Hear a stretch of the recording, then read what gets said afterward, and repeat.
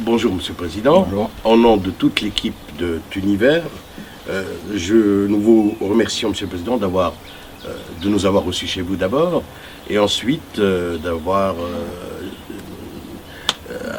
si gentiment et si courtoisement accepté de faire cet entretien avec nous.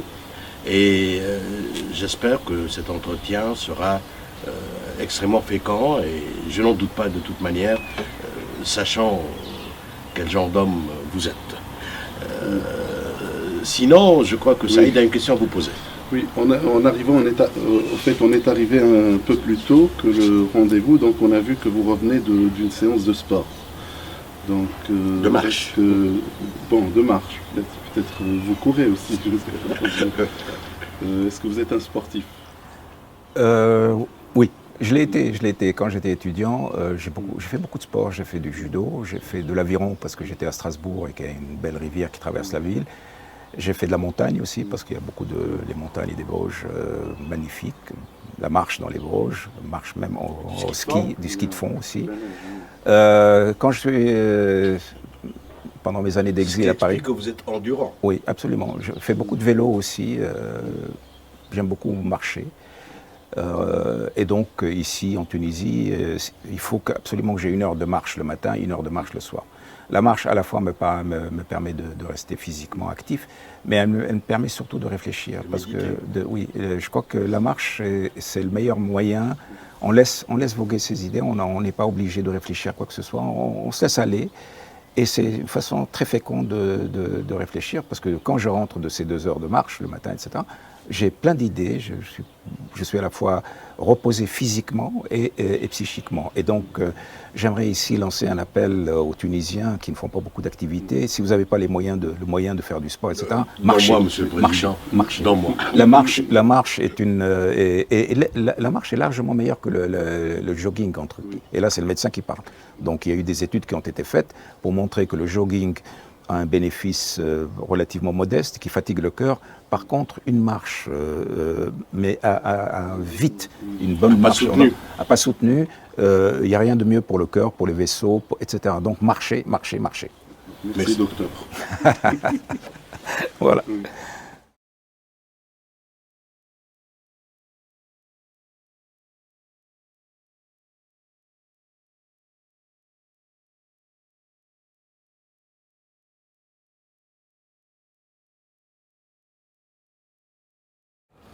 Monsieur le Président, au commencement fut l'homme. Et comme la plupart des jeunes ne connaissent pas malheureusement votre itinéraire politique, votre itinéraire de penseur, de militant des droits de l'homme, ainsi que votre vocation. On aimerait bien savoir comment cette vocation est née,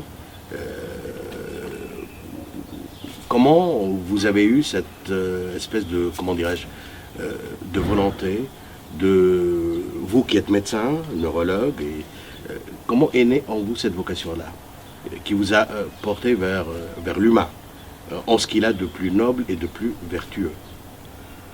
Oui, c'est une question bien difficile, mais bon, beaucoup de choses s'expliquent par le milieu social, la naissance. Moi, je suis né dans un milieu nationaliste.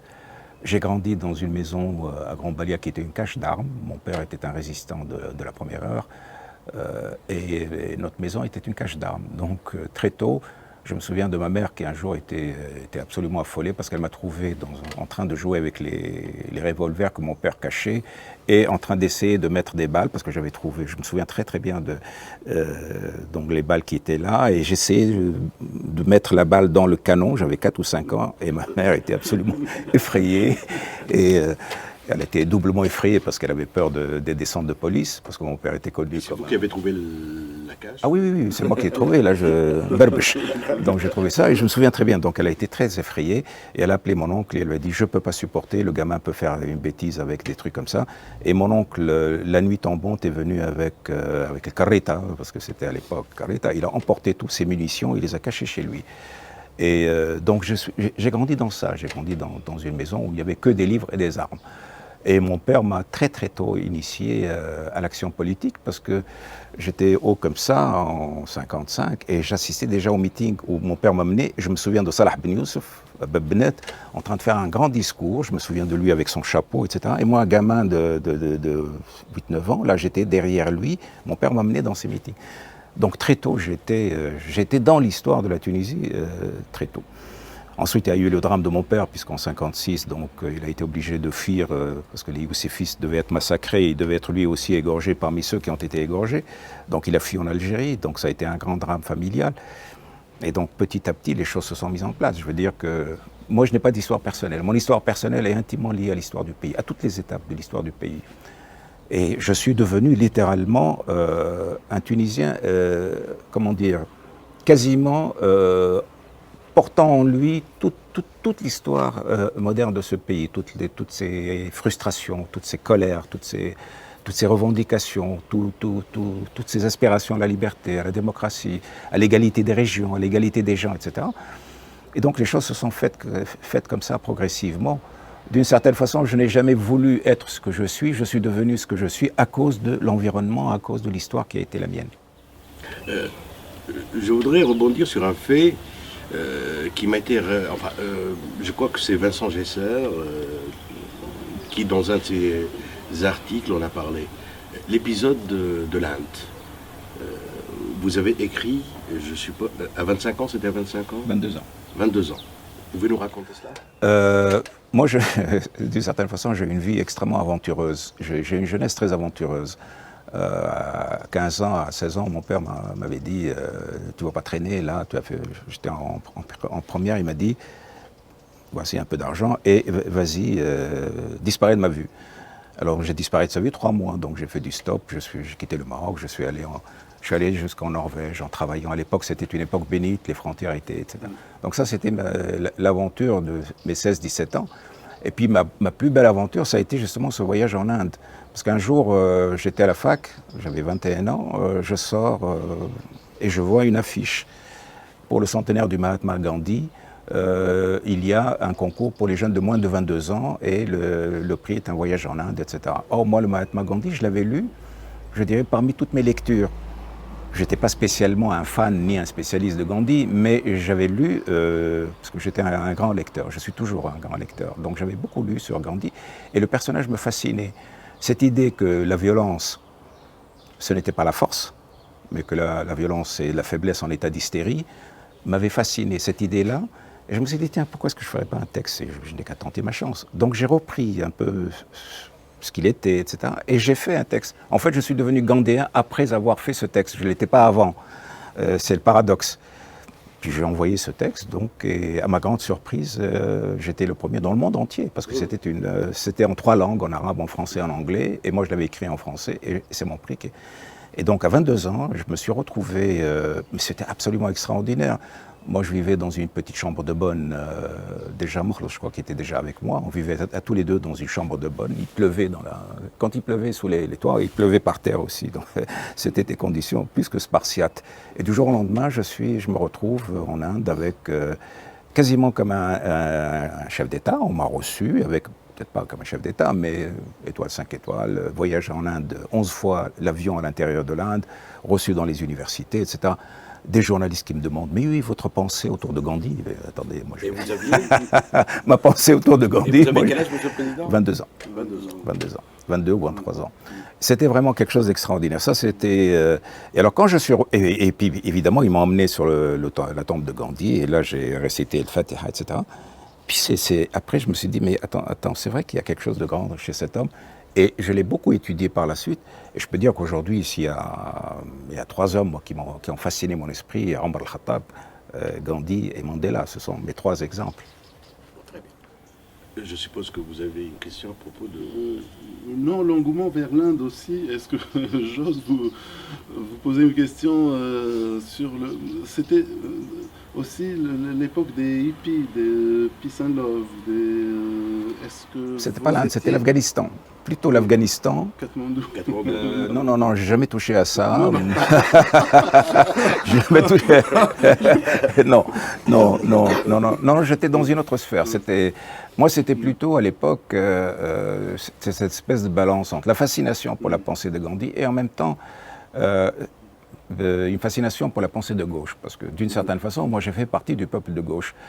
Sauf que, évidemment, quand vous êtes pris entre ces deux modèles, entre le modèle maoïste, la violence, l'organisation, le peuple, etc., et le modèle... Parce que Gandhi, c'était aussi la question sociale. Oui. Gandhi, c'était pas seulement la question de l'indépendance de l'Inde, c'était fondamentalement la question sociale. C'était l'homme des pauvres, c'était l'homme qui voulait la renaissance de l'Inde à partir des villages, etc. Donc, j'étais un peu déchiré entre ces deux approches. D'ailleurs, je suis allé en Chine aussi, en 1975. Je suis allé en Chine, j'ai fêté mes 30 années dans une ville qui s'appelle Guangdong, je crois. C'est là que j'ai eu mes 30 ans. À l'époque, j'étais déjà médecin. Et là aussi, j'étais en quête de quelque chose, d'un modèle, parce que je pensais que je rentrerais en Tunisie et qu'il fallait que je travaille. Alors, quel modèle ? Et à l'époque, quand je suis allé en Chine, en 1975, c'était surtout pour la médecine sociale. Parce que, donc, j'ai fait pendant 6 semaines, ils nous ont emmenés partout dans les villages, j'ai étudié un peu comment ils fonctionnaient, comment ils faisaient la médecine de proximité des pauvres, etc. Et j'ai ramené beaucoup de ces idées pour le concept de médecine communautaire, dont j'étais l'un des, je dirais même, j'étais le premier promoteur en Tunisie, peut-être même dans le Maghreb.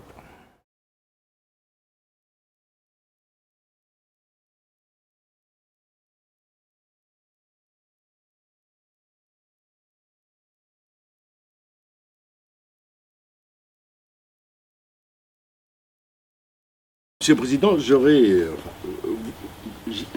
revenir sur une question qui m'a toujours un peu taraudé, je dirais.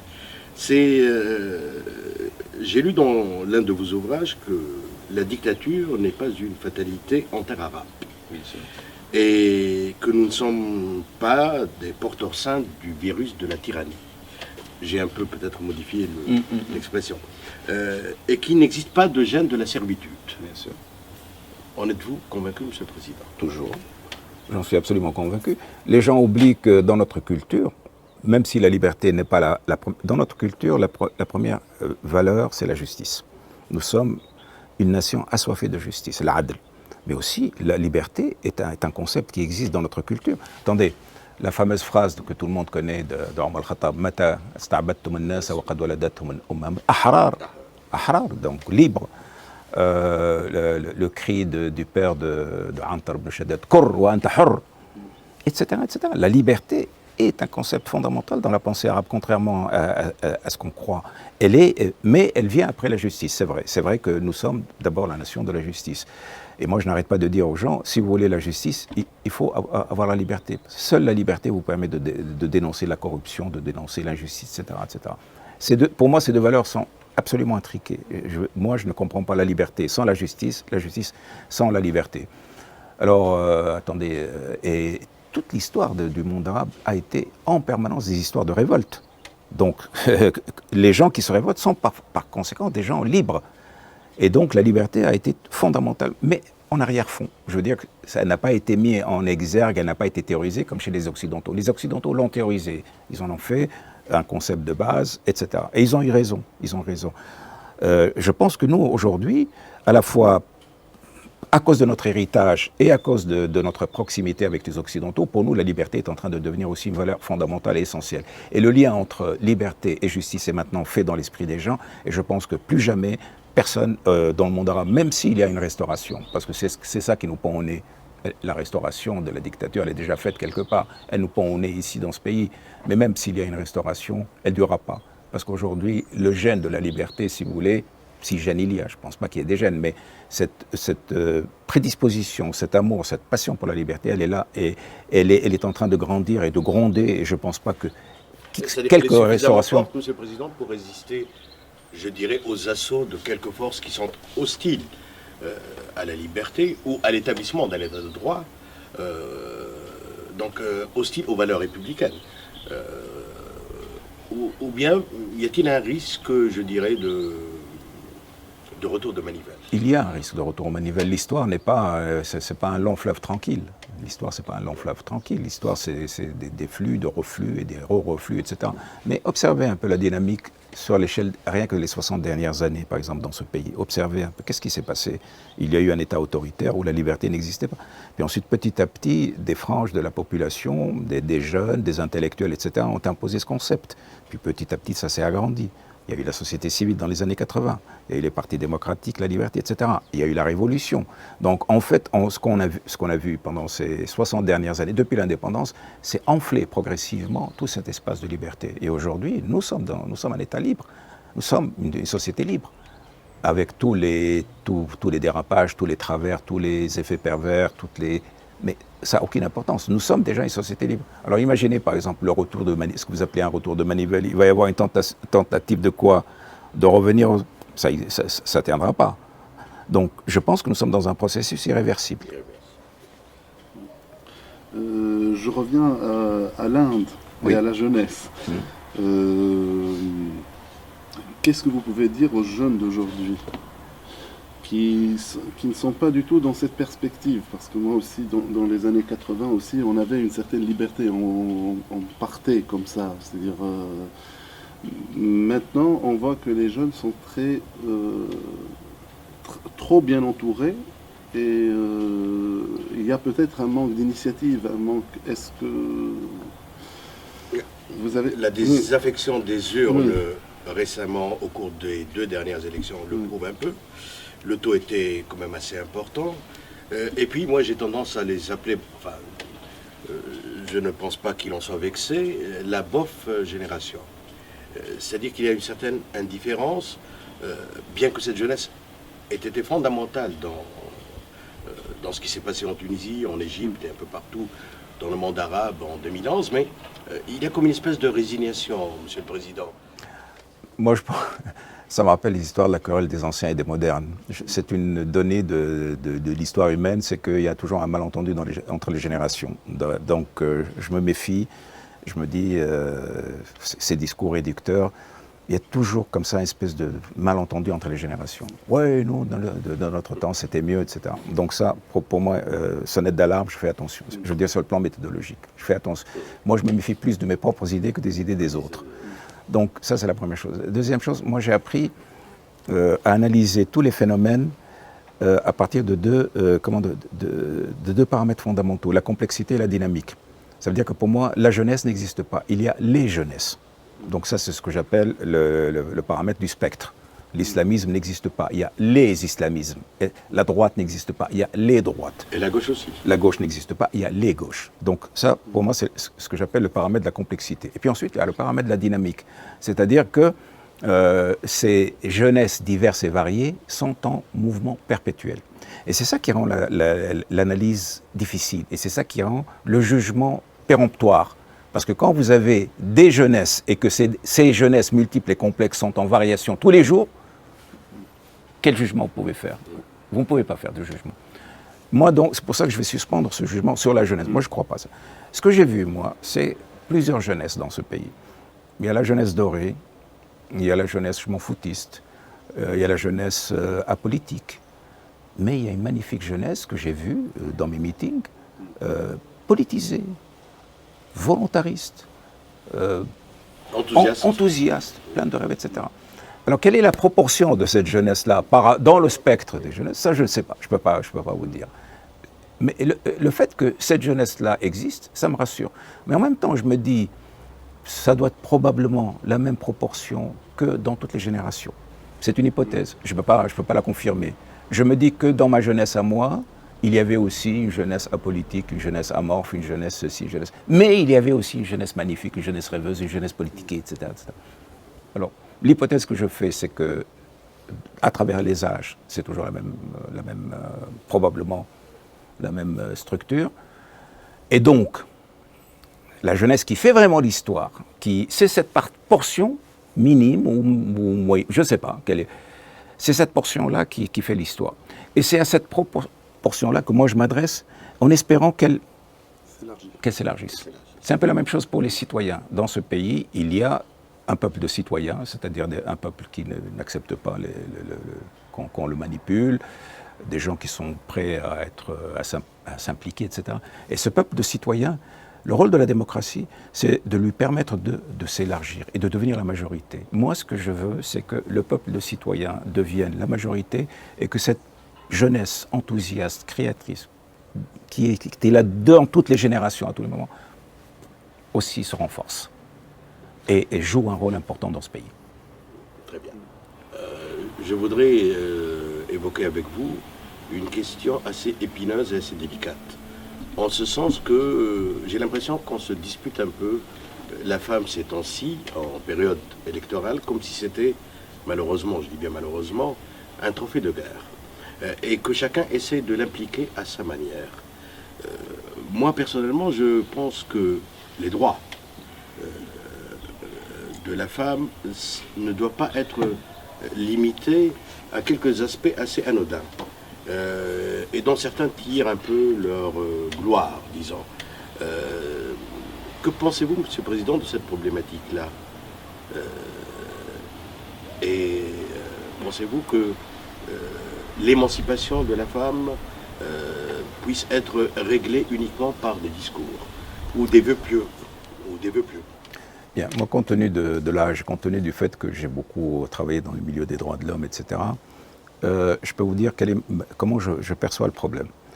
Il y a eu 3 étapes ici en Tunisie dans la façon dont le problème a été posé. La première étape, c'est avant l'indépendance et après l'indépendance, la femme en tant que mère, épouse, donc ce que j'appellerais les droits biologiques. Hein. Bon. Et cette problématique a été résolue, je dirais, de façon maladroite. Pourquoi maladroite? Parce que quand Bourguiba est venu avec son code d'État, etc., ce code-là, qui, à mon avis, est un acquis fondamental et que j'assume et que je défendrai, etc., a été fait de façon maladroite dans la mesure où on a présenté cela quasiment comme une espèce de revanche de la femme contre l'homme. Et comme si l'homme se réduisait à ce que j'appelle le mauvais mari. On a oublié que l'homme, c'est le frère, attentif au sort de sa sœur, que c'est le père pour qui la chose la plus importante, c'est sa fille. On a oublié que c'est l'oncle, le grand-père, etc.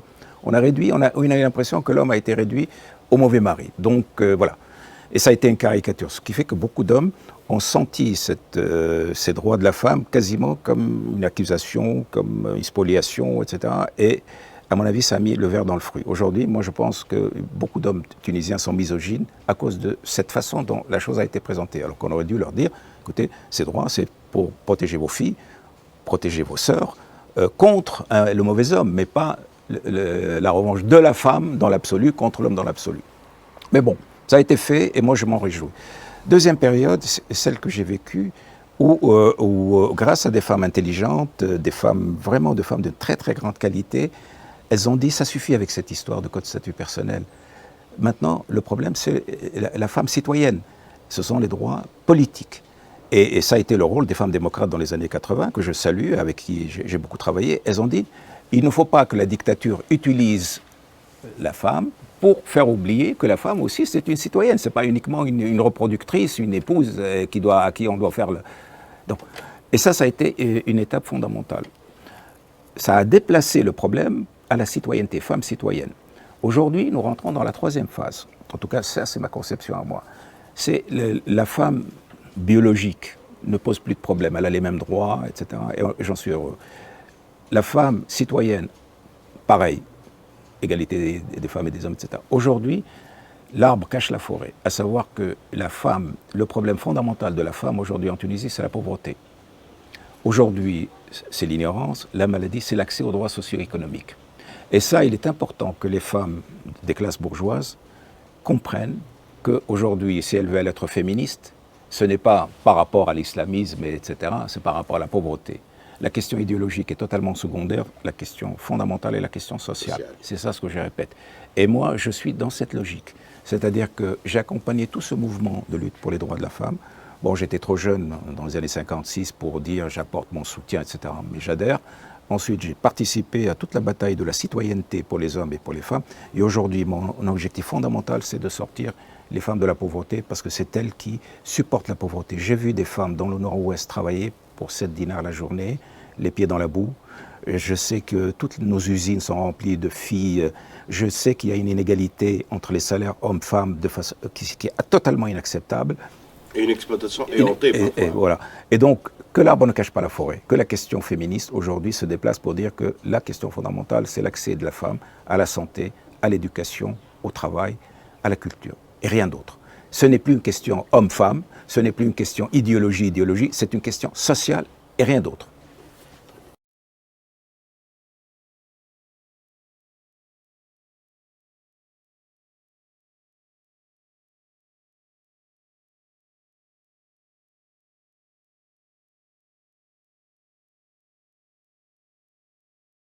Monsieur le Président, il y a un terme que j'emprunte à une militante française.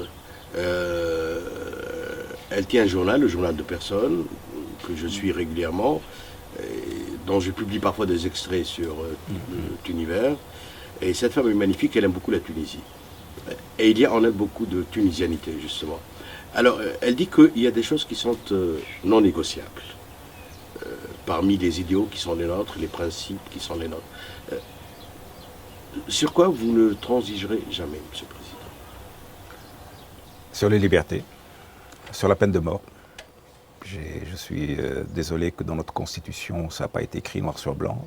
J'ai gracié systématiquement, malgré toutes les pressions. J'ai fait sortir du couloir de la mort 220 personnes quand je suis arrivé. Donc la peine de mort, jamais je transigerai. Les libertés,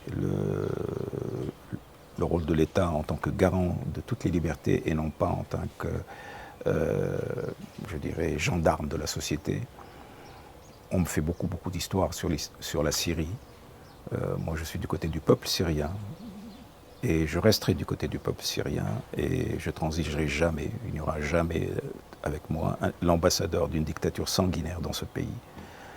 Voilà, l'unité nationale, bien sûr, l'unité nationale qui, de toute façon, à mon avis, elle est tellement ancrée dans l'histoire des psychismes tunisiens qu'il n'y a pas de danger, mais en tout cas, tous ceux qui s'y attaqueront trouveront en moi un adversaire. Puis ensuite, la question sociale. La question sociale, pour moi, elle est fondamentale. Ce pays a trop souffert des injustices et le moteur de la révolution a été justement cette injustice sociale. Et donc, aujourd'hui, plus que jamais, surtout les hommes qui se disent des hommes de gauche ou modernistes, etc., aujourd'hui, pour moi, la priorité des priorités, c'est la pauvreté. Très bien. Saïd voudrait vous parler de la littérature, de la musique et de la philosophie. Oui. Ah, enfin. Voilà. Nous allons sortir maintenant. Oui. Enfin, quelqu'un qui va me parler des choses que j'aime. Parce que j'aime pas la politique. Hein. Je la fais parce que je suis obligé, mais je vous garantis que s'il y a quelque chose que je n'aime pas, c'est bien la politique. Ce que j'aime, par contre, c'est ce que vous voulez de parler. Allez-y. Je vous écoute avec plaisir. J'allais vous poser la question sur la proportion de culture chez M. Mansour Marzouki. Qu'est-ce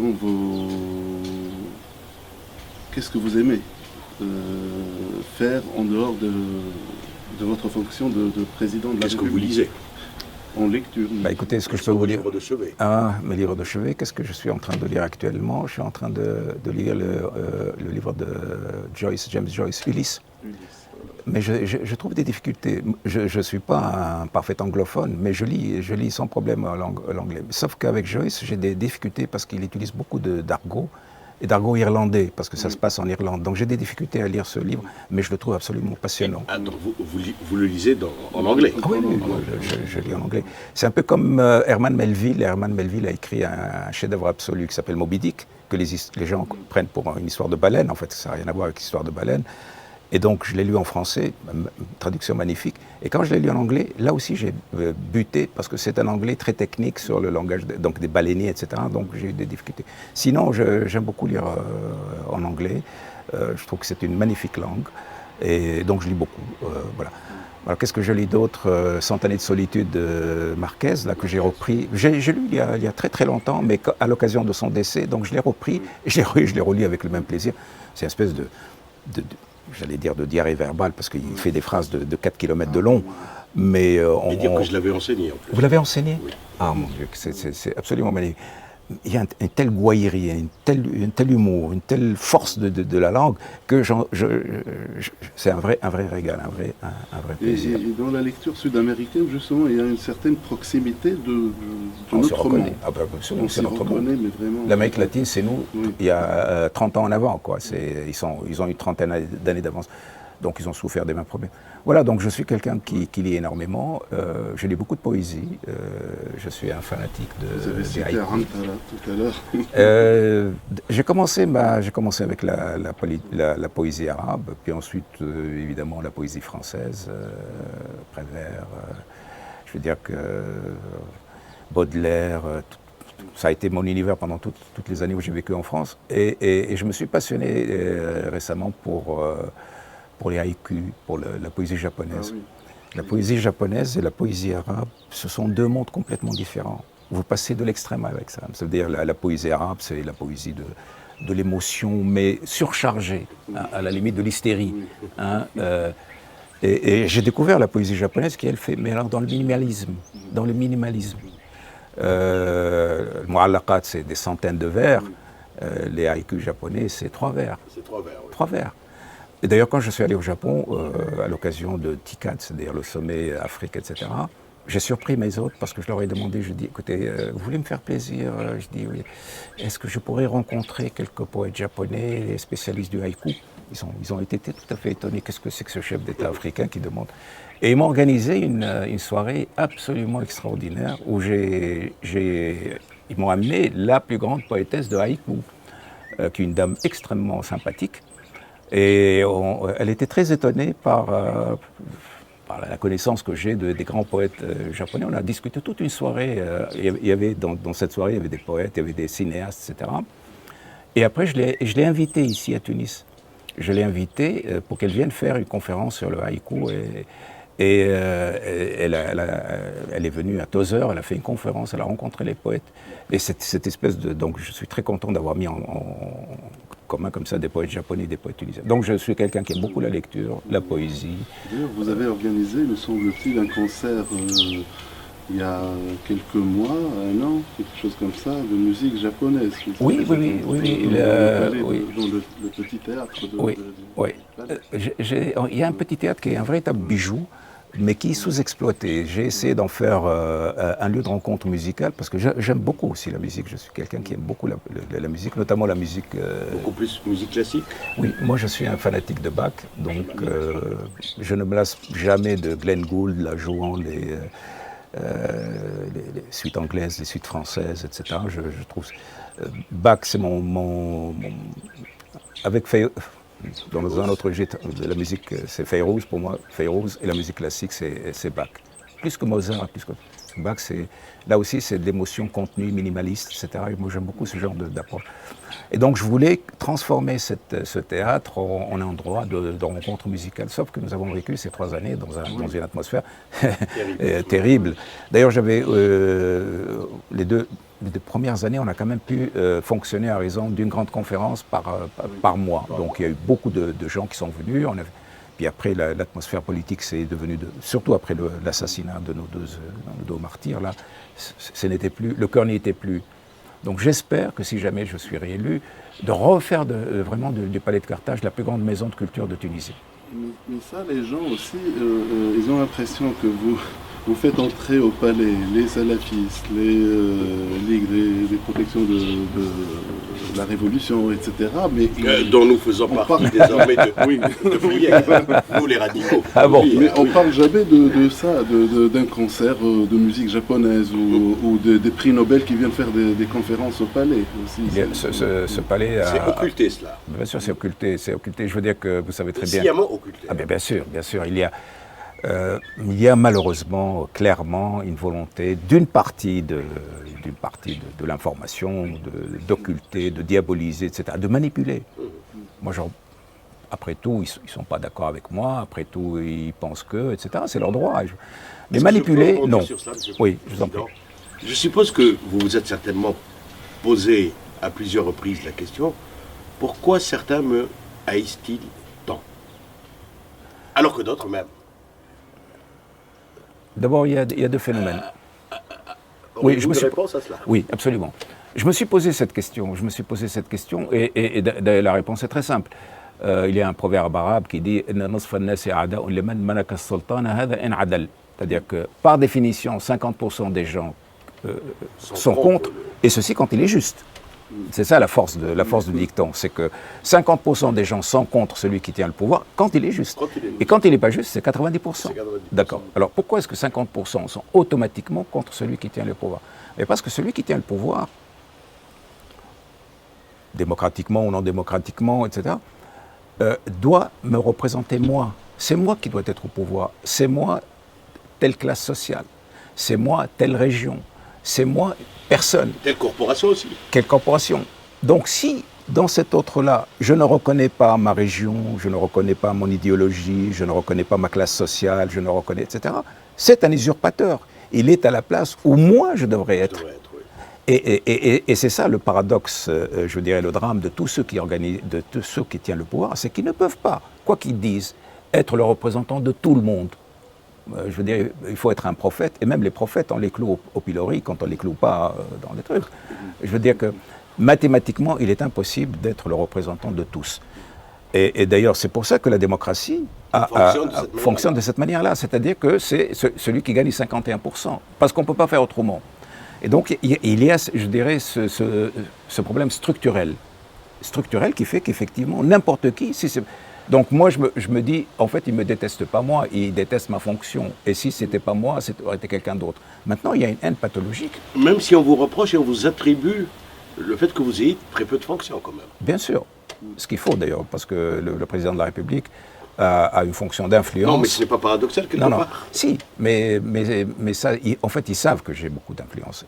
Mais ils essayent de diminuer un peu cette importance. Maintenant, il y a une espèce de haine pathologique. Parce que je dirais, au-delà de cette haine structurelle normale, inhérente au fonctionnement de tout gouvernement, il y a une haine pathologique qui est créée. Alors créée par toute une machinerie, volontairement. Alors, et qui est basée sur l'inversion. Je veux dire, voilà, c'est un homme sobre, on va dire qu'il est alcoolique. C'est un homme qui a des nerfs d'acier, il est fou. C'est un homme qui inspire le respect, on va dire qu'il est méprisable. C'est un homme que tout le monde respecte, on va dire qu'il est rigolo, que c'est un tartour, etc. C'est ça la technique. C'est le phénomène de... Ah oui, c'est l'inversion, c'est un truc grossier, mais qui marche. Des soviets. Oui, mais bon, il marche chez certains gens. Et ça a été beaucoup utilisé. Et le problème, c'est que beaucoup de gens ne se rendent pas compte qu'ils détestent quelqu'un de leur propre imagination. C'est-à-dire, je n'ai rien de commun avec cette personne qui les imagine, qui a été créée. Je suis totalement... Et quand je regarde je ris. Je ris parce que je me dis, ils se sont créés un colifichier, ils se sont créés un objet, et c'est ça qu'ils détestent. Tant pis pour eux. Et c'est d'ailleurs une des raisons, les gens me disent, mais pourquoi vous ne répondez pas à ces gens-là, etc. Je dis pas d'abord parce qu'ils ne me détestent pas moi, contrairement à ce qu'ils croient. C'est l'autre personne. Ils détestent quelqu'un d'autre avec qui je n'ai absolument aucun rapport. Et deuxièmement, mais ça c'est la chose la plus terrible, c'est qu'en fait la haine, elle ne détruit pas celui qui est l'objet de la haine, elle détruit celui qui haït. C'est comme la jalousie. Moi je me suis toujours interdit et la jalousie et la haine, parce que pour moi ce sont des poisons psychiques qui détruisent la personne. Et donc d'une certaine façon, ces gens-là se punissent elles-mêmes, elles ne me punissent pas moi. Elles s'imaginent me punir moi, mais elles se punissent elles-mêmes. C'est pour ça que j'ai envie de dire à tous ceux qui me détestent, s'il vous plaît, prenez soin de votre santé psychique. Arrêtez de me détester, vous faites tellement de mal. Très bien. Et il y a quand même des gens qui vous aiment en Tunisie. Je ne sais pas, vous avez dû vous rendre compte en faisant le tour de la Tunisie. Absolument. Mais là, je suis inquiet aussi. Parce que je me dis qu'ils aiment aussi quelqu'un de leur imaginaire et je ne suis pas tout à fait... J'aimerais tellement mériter... Ah oui, j'aimerais tellement mériter cet amour parce qu'effectivement, il me va droit au cœur, etc. Mais de temps en temps, je me dis, mon Dieu, eux aussi, ils aiment un personnage imaginaire. En fait, je suis un être humain comme vous et tous, c'est-à-dire que j'ai plein de défauts et j'ai quelques qualités, donc voilà. On va en parler immédiatement.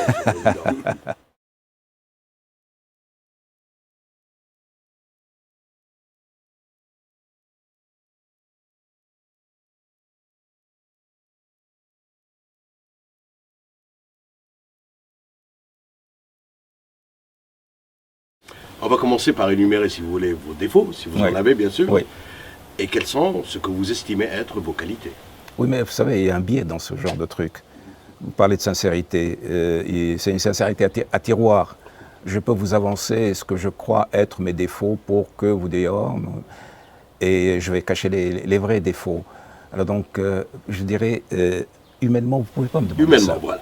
Non, mais humainement, vous ne pouvez pas me demander ça. Je veux dire que vous ne pouvez pas me demander Non, vous n'allez pas étaler quand même. Non. Parce que ce serait... alors, je vais vous demander d'être ou aussi humain avec moi. Dites-vous bien qu'effectivement, comme tous les êtres humains, j'ai plein de défauts. Il m'arrive d'être colérique, il m'arrive d'être impatient, il m'arrive parfois d'être brutal avec les gens, il m'arrive d'être comme ça, de paraître méprisant. Je ne le suis pas. J'ai jamais mépris. S'il y a quelque chose que je n'éprouve pas, c'est le mépris et la haine. Ce sont des choses qui n'existent pas dans mon psychisme, et ça à cause de cette école de Gandhi, etc. Je ne méprise personne et je ne hais personne.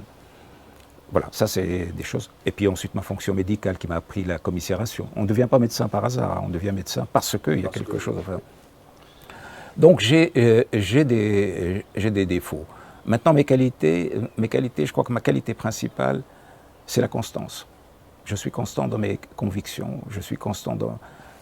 je suis droit dans mes bottes, je ne trahis pas mes convictions, je ne trahis pas mes amis, et j'avance avec une détermination qui a toujours un peu beaucoup gêné mes ennemis. Il y a un proverbe japonais, on va revenir au Japon, qui m'avait beaucoup... qui dit « 7 fois la tête au-dessous de l'eau, 8 fois au-dessus ». C'est ça, ma principale qualité, 7 fois au-dessous de l'eau, 8 fois au-dessus. Jamais abandonné, jamais abandonné, jamais abandonné.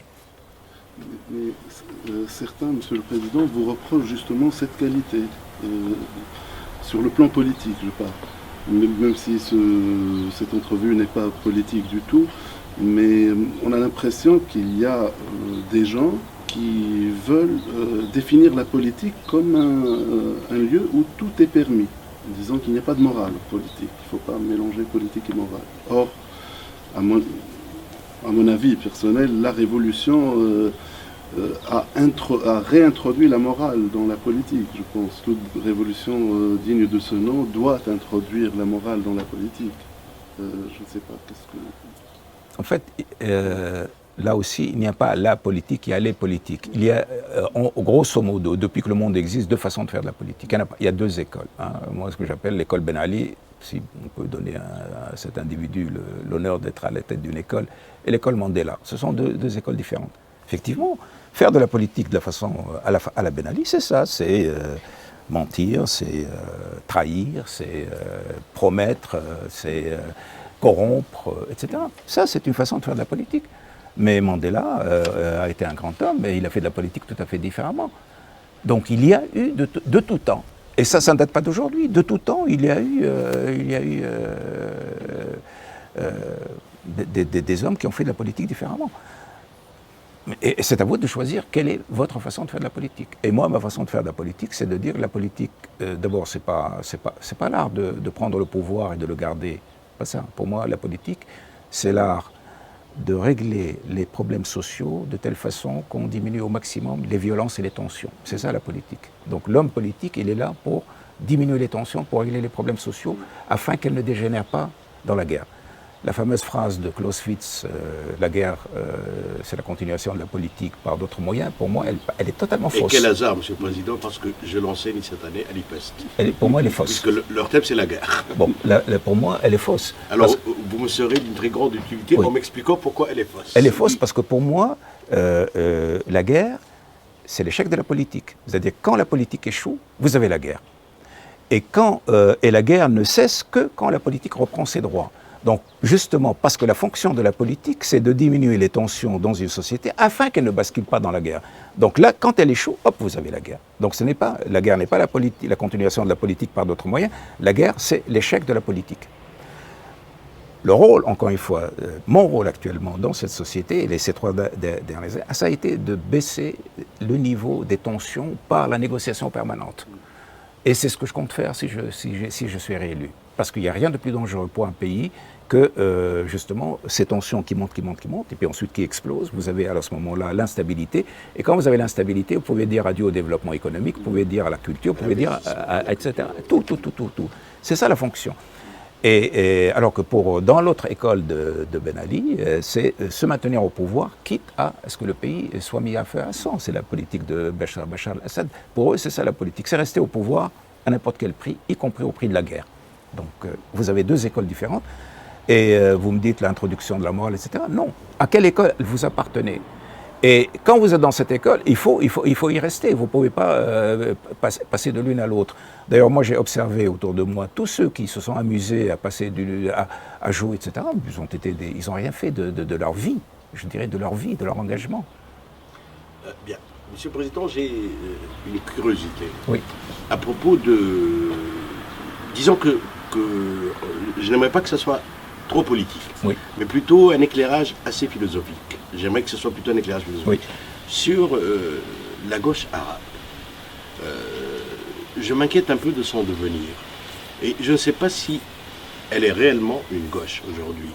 Parce que quand je vois que certains discours qui ne stigmatisent pas les putschs militaires, qui ne stigmatisent pas le totalitarisme, qui, disons même, encouragent certaines tendances fascisantes dans le monde arabe, et qui viennent de cette gauche-là, est-ce qu'elle est encore une gauche pour vous?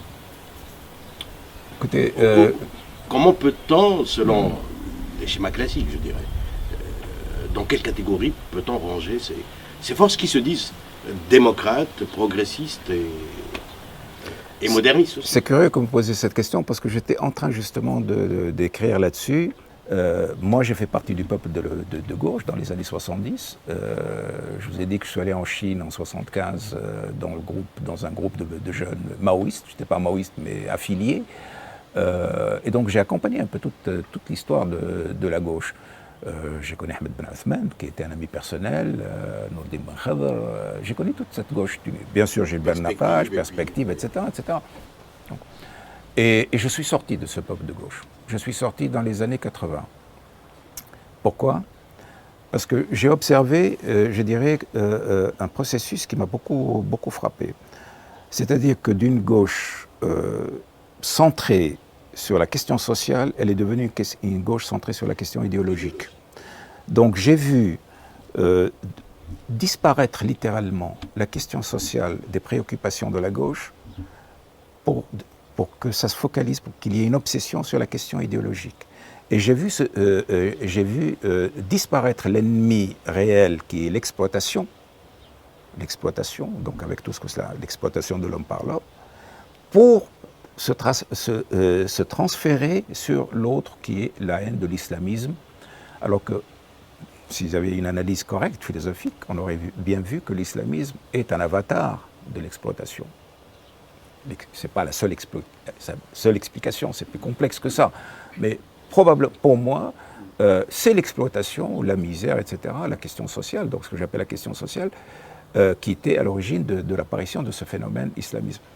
Alors, on a totalement occulté la question sociale et la gauche s'est transférée sur la question idéologique. Alors, ça a donné dans les années 90 des hommes de gauche devenant les policiers. La police politique a été fondamentalement par des hommes de gauche. Et beaucoup d'horreurs qui ont été pratiquées contre les islamistes ont été par la gauche. Puis j'ai vu progressivement des hommes de gauche appuyer la dictature sous prétexte que l'ennemi c'est l'islamisme. Et la question sociale a été complètement évacuée. Et aujourd'hui, je vois le même phénomène, je veux dire, une certaine gauche aujourd'hui devenir quasiment le fer de lance du capitalisme, pas du capitalisme, de l'argent sale, du capitalisme corrompu. Ça, moi, je trouve que c'est une dégénérescence de la gauche. Et aujourd'hui, j'appelle de tous mes voeux, mais alors de tous mes voeux, une gauche sociale. C'est-à-dire qui laisse tomber cette histoire idéologique qui est totalement secondaire et qui revienne... Et qui est anachronique, et qui revienne aux fondamentaux de l'esprit de la gauche, c'est-à-dire la question sociale. Et dans ce sens-là, je suis, moi, un homme de gauche. Je suis peut-être le vrai homme de gauche. Parce que jamais la question sociale ne m'a abandonné. D'abord, quand j'ai fait de la médecine, j'ai fait de la santé communautaire. J'ai travaillé donc dans les villages ici au Sahel, de Qala Kbira, Qala Asghira, pour mettre en place les structures de la promotion de la santé pour les. Et quand je suis entré au palais de Carthage, ce que les gens ne savent pas, ma première priorité, c'est la lutte contre la pauvreté. J'ai raclé les fonds de tiroir de la présidence pour mettre en place un programme qui a donné quand même pratiquement 5300 petits boulots à des jeunes. Et je suis en train de travailler sur un grand programme de lutte contre la pauvreté pour lequel je cherche désespérément 100 millions de dollars, et peut-être que je les aurai pour lancer donc un grand programme de lutte contre la pauvreté. Et j'ai envoyé mes conseillers au Brésil, parce que je suis fasciné par l'expérience de Lula, de la lutte contre la pauvreté. Et pour moi, les 5 prochaines années, ce pays doit avoir un programme de lutte contre la pauvreté qui sort 2 millions de Tunisiens de la pauvreté. Donc la question sociale, c'est ça qui fonde un homme de gauche ou une femme de gauche. C'est pas la question idéologique. Qui devrait rassembler toutes ces qui devrait rassembler. Et tous ceux qui ont justement glissé progressivement de la question sociale à la question idéologique, à mon avis, ont perdu leur âme. Et ils se sont empêtrés justement dans un discours qui n'a ni tête ni queue maintenant. Je disais complètement anachronique. Totalement. Vous avez parlé de gauche, mais pourtant, beaucoup d'islamistes se reconnaissent en vous, des nationalistes arabes aussi. Vous sentez-vous une sorte de synthèse ou de confluent de ces grands courants de la pensée? Moi, je suis à l'écoute de ce pays que je connais. Je vous dis, je n'ai pas d'histoire personnelle. Mon histoire personnelle, c'est l'histoire de ce pays. Et la question que je me pose toujours, mais de quoi les Tunisiens, que veulent les Tunisiens, de quoi ils ont besoin? Et c'est ça ma question. Bon, leurs besoins, c'est clair, ils ont besoin de justice sociale, donc la question sociale. Ils ont besoin de liberté, donc la question démocratique. Ils ont besoin de se réconcilier avec le monde extérieur, donc cette fameuse hadatha, mais hadatha dans le sens de vrai terme, c'est-à-dire l'ouverture vers l'Europe, l'ouverture vers l'Occident, l'ouverture vers la culture. C'est ça la modernité, vers l'Afrique, etc. Ensuite, la question de l'hawiya. Les gens veulent être eux-mêmes. Simplement, ils veulent être arabes et musulmans, parce que chaque pays a besoin. Donc moi, quand je me dis, voilà de quoi le pays a besoin, je me dis, mais il faut que je me batte pour le rassurer sur son identité arabo-musulmane. Je dois rassurer sur le fait qu'il est ouvert largement au monde. Je dois le rassurer sur la question sociale en disant, nous allons avoir un programme de justice sociale. Et je dois le rassurer sur le fait que plus jamais on lui confisque les libertés. Alors vous me dites synthèse. Oui, c'est une synthèse parce que je suis tout simplement à l'écoute et que je fonctionne en dehors de tout esprit idéologique. Moi, je suis quelqu'un qui se méfie énormément de ses propres idées. C'est-à-dire que je me dis, je peux me tromper, je peux réfléchir mal, je peux être intoxiqué par mes propres convictions, etc. Il faut que je fasse très attention. Donc je suis toujours en état de... Et je suis absolument fasciné de voir les autres s'empêtrer dans un cadre idéologique, d'en devenir les prisonniers, et de ne pas pouvoir douter un seul instant d'eux-mêmes et de leurs propres idées. Moi, je me suis fait cette phrase je me dis, les idées, c'est comme le linge de corps. Ça se salit, ça vieillit, il faut en changer tout le temps. Les valeurs, c'est comme la peau. On ne peut pas se passer de sa peau. Donc moi, je tiens à mes valeurs comme je tiens à ma peau, mais mes idées, je les change comme je change mon linge de corps. Monsieur le Président, nous arrivons au terme de cet entretien. Fort intéressant, exquis, et je dois dire, qui nous a révélé toutes les facettes de l'homme. Enfin, on a découvert, on est venu pour découvrir justement beaucoup moins l'homme politique et beaucoup plus l'homme. Je vous cède la parole. Nous sommes à la veille du second tour, d'une campagne électorale qui va être certainement aussi éprouvante, mais forcément exaltante, je suppose. Et je voudrais que vous adressiez un mot aux jeunes. Votez pour moi, votez pour moi, votez pour moi. Merci, Monsieur le Président. Au revoir, merci.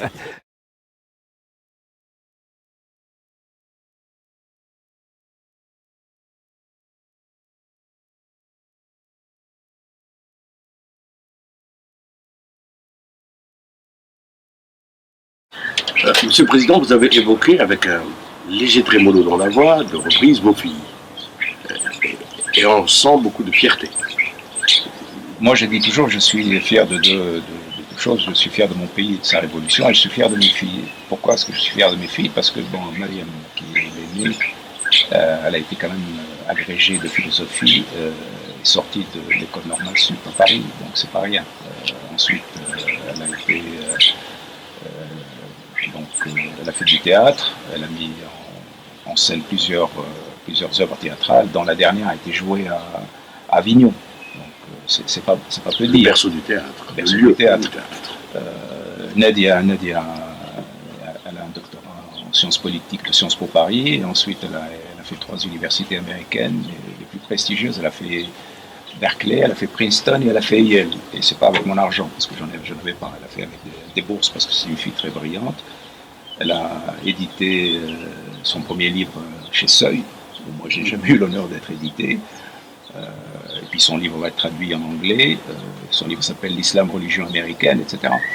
Donc pour moi c'est quand même une belle réussite et je suis extrêmement fier d'elle. Mais avec un petit sentiment de culpabilité, parce que je leur ai littéralement détruit leur enfance. Elles ont vécu très mal dans les années 90, où elles étaient encore jeunes adolescentes, les persécutions. Nadia et sa mère ont été obligées de partir. C'était très dur pour elles, extrêmement, à cet âge-là. Extrêmement dur. Je me souviens quand elles sont venues me voir en prison, Maïm est venue me voir en prison 2 fois, mais Nadia n'est jamais venue en prison. Elle ne supportait pas. Elle avait 12 ans, elle ne supportait pas de me voir en prison. Et elle avait déprimé, etc. Donc je suis un peu culpabilisé. Mais en même temps, ça les a renforcés, ça en a fait faire une femme forte, fière de leur pays, la Tunisie, etc. Et elles sont extrêmement impliquées. Voilà. Maintenant, vous savez que les Tunisiens ont un rapport complexe avec la famille du président. À la fois, il faut qu'ils sachent, ils ont besoin de savoir si leur président est un homme qui a une famille, etc. Et donc, moi j'expose, je suis obligé, donc ma femme et mes filles sont là, elles ont accepté de poser certaines fois pour que les gens sachent qu'effectivement, voilà, le président... Et d'apparaître très discrètement. Et en même temps, elles m'ont dit, pas de pipolisation, parce que nous avons à la fois horreur de cela, et puis parce que cela peut porter du tort. Et moi, je suis tout à fait d'accord. Donc, il faut que... Moi, aussi bien ma famille du côté de mes frères et sœurs sont totalement en dehors de la scène politique, ils n'apparaissent pas. Et je peux vous dire une chose, c'est qu'ils n'ont jamais profité de quoi que ce soit de ma position, ils ne l'ont jamais demandé, je ne l'ai jamais donné. Mes filles aussi. Et je suis fier de cette famille qui fonctionne dans la dignité, qui fonctionne comme si le président était quelqu'un d'autre, qui gardent leur indépendance, leur autonomie, leur dignité et qui n'apparaissent pas sur la scène. Et je crois que les Tunisiens ont besoin de se rassurer là-dessus. Effectivement, aujourd'hui, un président peut-être... Qui ne soit pas exubérant. Il est là, sa famille elle est là, elle le soutient et elle reste dans son rôle de citoyen, loin de toute manipulation politique ou de tout profit politique de la situation de leur père. Vous arrivez, enfin, elle vous manque, je suppose, parce qu'elles vivent à l'étranger. Ah oui, les deux vivent à Paris, elles travaillent à Paris. Elles viennent assez souvent ici. Elles viennent tout le temps, elles font les va-et-vient, parfois pour un simple week-end, etc. Je suis grand-père aussi, j'ai 2 petites filles, 9 ans et 4 ans. Donc, paradoxalement, ce sont plus les petites filles qui me manquent que les filles. J'aimerais bien vous poser une autre question en rapport avec cela. Est-ce qu'elles aiment la politique? Nadia, c'est son métier. Nadia, c'est une analyste politique. Elle a fait, sa thèse de doctorat, elle a fait sur les mouvements islamistes. Et elle a comparé l'islamisme aux États-Unis et l'islamisme en Europe. C'est pour ça qu'elle a écrit son livre qui s'appelle L'Islam, religion américaine. Mais elle est dans l'analyse. Dans l'analyse, dans la réflexion, beaucoup plus que dans l'action. Et Maïm, elle fait du théâtre un peu expérimental. Et donc, par exemple, l'un de ses derniers s'appelle Invest in Democracy. Et donc, elle met en scène, elle théâtralise et elle met dans le domaine de l'esthétique, de la poésie, des questions politiques. Donc l'une et l'autre est dans la question politique, mais pas à ma façon. Moi, je suis dans le combat politique. L'une est dans l'intellectualisation de la politique, et l'autre est dans l'esthétisation de la politique, si je puis dire. Voilà, donc c'est toujours de la politique, mais c'est... Et ça finit par se rejoindre. Voilà.